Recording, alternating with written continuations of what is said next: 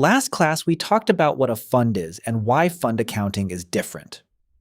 Today, we are focusing on something even more important before numbers: the people. Because before you understand accounting, you must understand who is involved. Let us recap where we are in this series. We first understood what a fund is. Now we are identifying who is involved. After that, we'll look at how money flows, what fund accounting actually does, and how reporting works. Notice something important. We are building understanding step by step, not jumping into technical rules. At the center of everything is the fund.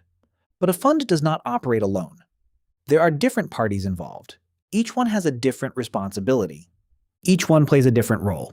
In a nutshell, there has to be investors who invest the money, decision makers who manage the fund, service providers who support the accounting and administration, and finally the oversight parties, which are generally the regulators. Let's start with the limited partners, or LPs. LPs are the investors. They provide the money. They commit capital to the fund. But they do not manage daily decisions. They are not choosing which company to invest in. They are not doing the accounting. They are providing capital. And what do they want? Returns, transparency, clear reporting.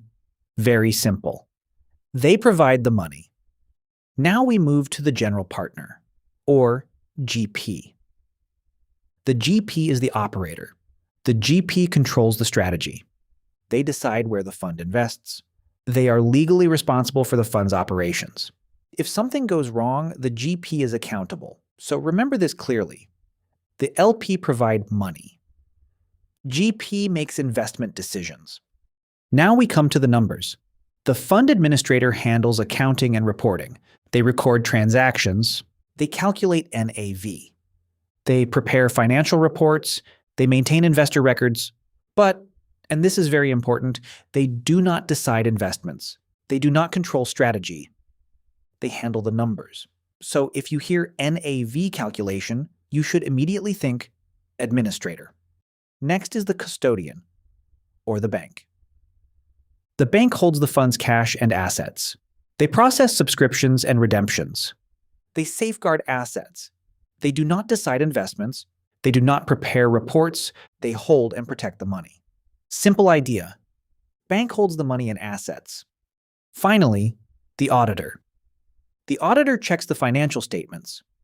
They review balances. They test transactions. They provide independent assurance.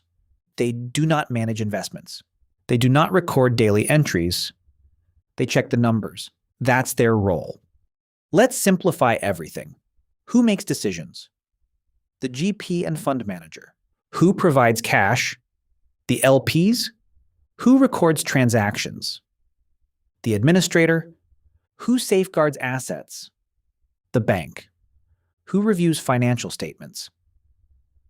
The auditor.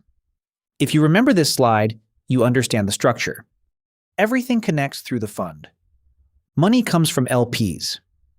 Decisions are made by the GP. Investments are managed by the manager. Numbers are handled by the administrator. Assets are held by the bank, and reports are checked by the auditor.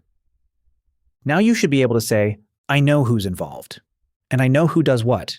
And once you understand that, fund accounting becomes much easier.